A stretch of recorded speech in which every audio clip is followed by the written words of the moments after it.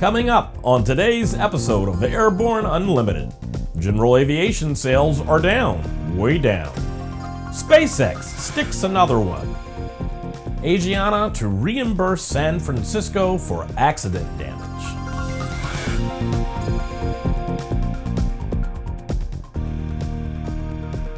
Hello, I'm Christopher Ciodum. It's May 9th, 2016, and this is Airborne Unlimited. The General Aviation Manufacturers Association published the first quarter 2016 aircraft shipment results, and the report shows lower deliveries than hoped for. The general aviation industry shipped 614 aircraft in the first 3 months of the year for a total value of $4.5 billion. Gamma President and CEO Pete Bunt said in part, "The entire industry is feeling the impact of retrenchment in the energy sector, as well as global geopolitical and economic insecurity. This is why the certification and consistency in regulatory interpretation reforms contained in both the U.S. Senate and House FAA reauthorization bills are so critical to our manufacturers and maintenance, repair, and overhaul companies in terms of getting innovations and new technologies to market." Shipments of general aviation aircraft were soft across the board with only a handful of bright spots. Piston airplane and rotorcraft shipments were stable in the first quarter when compared to last year, while business jet deliveries declined by 4.7%. The turboprop airplane segment deliveries slowed down by 6.8%, and turbine rotorcraft deliveries declined by 38 units. Bounce reported that Gamma board members will be on Capitol Hill this week, pressing home the need for general aviation-friendly legislation. SpaceX has recovered another Falcon 9 booster in a landing attempt that company founder and CEO Elon Musk gave about a 50-50 chance of succeeding. The reason for it, maybe it will, maybe it won't attitude, is because of the difficulty involved in this attempt. It's been proven hard enough to send a rocket into low Earth orbit and recover the booster to a successful landing, but this spacecraft launched a Japanese JCSAT-14 satellite into a geostationary orbit. It's reported the satellite was deployed successfully, but that meant that the Falcon 9 booster was coming back to Earth from further distance and at a faster velocity than had been attempted before. They stuck the landing again. It is the second time in about a month the SpaceX has successfully recovered a booster on the floating barge. Elon Musk tweeted shortly after the booster landed that the company may need to increase the size of its rocket storage hangar. As the old saying goes, it ain't bragging if you can do it. After the break, San Francisco is compensated for damage caused by airline accident. Sandia introduces the new SAI 340 Quattro TSO'd airspeed, attitude, altitude, and slip. With integral backup battery, safety never looked so good. See it now at www.sandia.aero. Redbird is quickly becoming the industry standard for flight training. Since Redbird introduced its revolutionary FMX in 2007, colleges, universities, and flight training operations around the world have integrated Redbird products into their curriculum. It's time to discover what Redbird can do for you. Join the migration. Welcome back. If you have a story suggestion for Airborne Unlimited, Aero-TV, our website, or podcast, just email to news-spy@aero-news.net.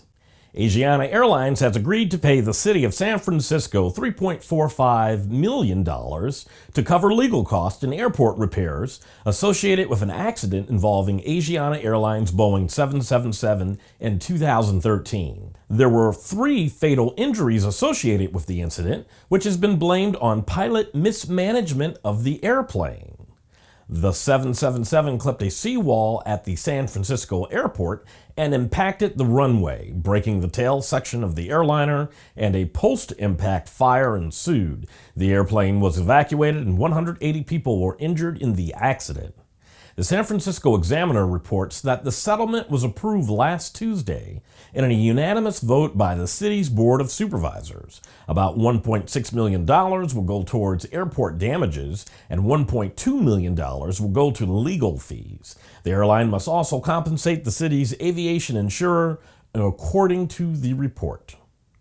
Each week we share with you an online video that one of our viewers found especially entertaining. We call it our Aero Video of the Week.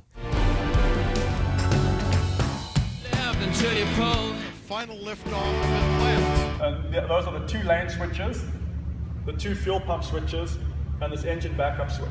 If you're interested in the Rotax 912 series of engines, this video gives you a brief overview as presented by Sling Aircraft. After these messages, Marine Corps sacks another aviation unit commander.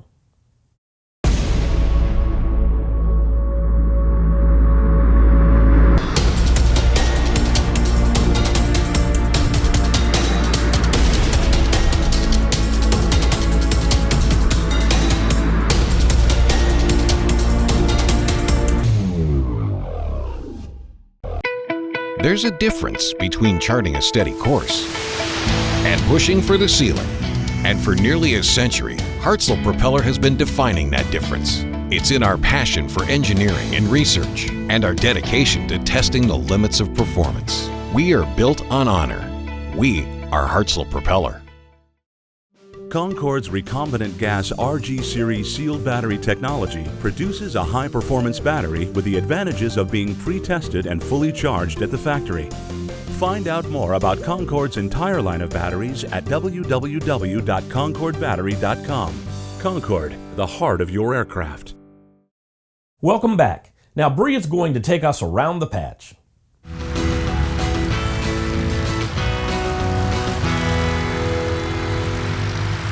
Thanks, Christopher.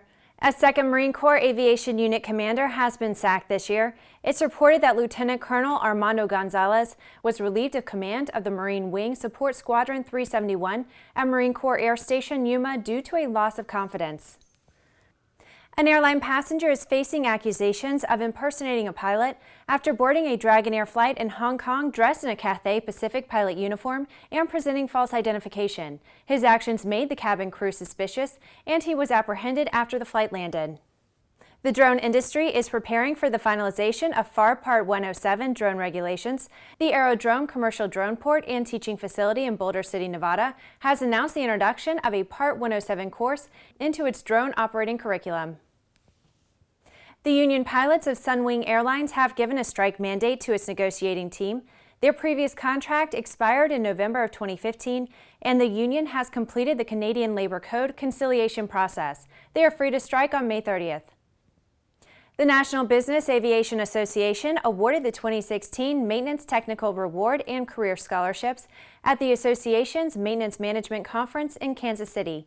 45 recipients will be able to attend courses at training centers offering aircraft, engine, and avionics instruction. Well, that's the trip around the patch. Back to you, Christopher. Thanks, Bree. It's being reported that in about 1 month, the formal production process of the Martin Aircraft Company Jetpack begins at its headquarters in Wigram, Christchurch, New Zealand. Referred to as a jetpack by the company, it could be better described as an open structure that carries one person in a standing position, powered by a gasoline engine driving 2 ducted fans, mounted on either side of the operator. The Martin Aircraft Company says they have initial plans to assemble 200 to 250 jetpacks next year at its Christchurch facility, which will be increased to at least 500 jetpacks per year. Over the next few years, as a requirement for production increases, the company indicated that China would likely be a place to establish further production capacity. From the standpoint of the operating this aircraft in the U.S. National Airspace System, no mention has been made of pilot or aircraft certification requirements. In case you're wondering, this company has no relationship to the famous Glenn L. Martin Company or its successor that we all know as Lockheed Martin Company. Well, that's our program for today. Remember to get comprehensive, real-time, 24/7 coverage of the latest aviation and aerospace stories anytime at aero-news.net. Remember that Airborne Unlimited is streamed daily, Monday through Friday, with additional breaking news bulletins for important stories that fall outside of our normal deadlines. Please join us and a growing roster of over 100 outstanding industry associations and organizations every weekday for the best in aviation and aerospace news. From the staff of the Aero-News Network, the aviation world's most comprehensive news and information resource.